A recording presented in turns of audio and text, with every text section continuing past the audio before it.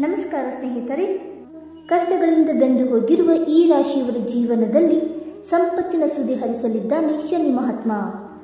ಹೆಜ್ಜೆ ಹೆಜ್ಜೆಯಲ್ಲಿಯೂ ಜೊತೆ ನಿಂತು ಕಾಯುವನು ಛಾಯಾಪುತ್ರ. ಶನಿದೇವ ಈಗ ತನ್ನ ಮೂಲ ತ್ರಿಕೋನ ರಾಶಿ ಕುಂಭ ರಾಶಿಯಲ್ಲಿ ಸಂಚಾರ ಮಾಡುತ್ತಿದ್ದಾನೆ. ಬರೋಬ್ಬರಿ 30 ವರ್ಷಗಳ ನಂತರ ಶನಿ ಗ್ರಹ ಈ ರಾಶಿಯನ್ನು ಪ್ರವೇಶ ಮಾಡಿದ್ದು. ವಕ್ರ ನಡೆಯಲ್ಲಿರುವ ಶನಿದೇವ ಇನ್ನು ಕೆಲವೇ ದಿನಗಳಲ್ಲಿ ಮತ್ತೆ ನೇರ ನಡೆ ಆರಂಭಿಸುತ್ತಾನೆ.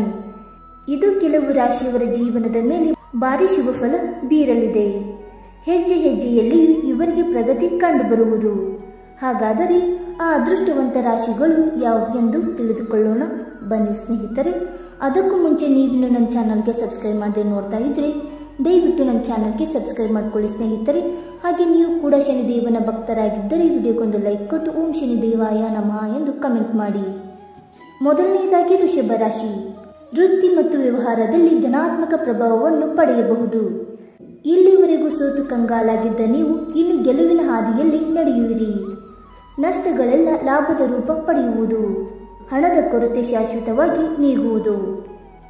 ಎರಡನೆಯದಾಗಿ ಮಿಥುನ ರಾಶಿ. ಕಷ್ಟಗಳು ಕಳೆದು ಇನ್ನು ಅದೃಷ್ಟ ನಿಮ್ಮ ಬೆನ್ನು ಹತ್ತುವುದು ಮತ್ತು ಜೀವನದಲ್ಲಿ ಹಣದ ಹೊಳೆ ಹರಿಯುವುದು. ಮಾಡುವ ಕೆಲಸದಲ್ಲಿ ಪ್ರಗತಿಯಾಗುವುದು ಮತ್ತು ಆರ್ಥಿಕ ಲಾಭ ಹೆಚ್ಚಾಗಲಿದೆ. ಗೌರವ ಕೂಡ ಹೆಚ್ಚಾಗುವುದು. ಮೂರನೆಯದಾಗಿ ಕುಂಭರಾಶಿ. ಕುಂಭರಾಶಿಯವರ ಪ್ರತಿ ಹೆಜ್ಜೆಯಲ್ಲಿಯೂ ಶನಿದೇವ ಜೊತೆಗಿದ್ದು ಕಾಯುತ್ತಾನೆ. ಶನಿ ಸಾಡೆ ಸಾತಿ ನಡೆಯುತ್ತಿದ್ದರೆ ಭಯಪಡಬೇಕಿಲ್ಲ. ನಿಮ್ಮ ಅಧಿಪತಿಯೇ ಆಗಿರುವುದರಿಂದ ಶನಿ ಮಹಾತ್ಮ ನಿಮ್ಮನ್ನು ಅತಿಯಾಗಿ ಕಾಡುವುದಿಲ್ಲ.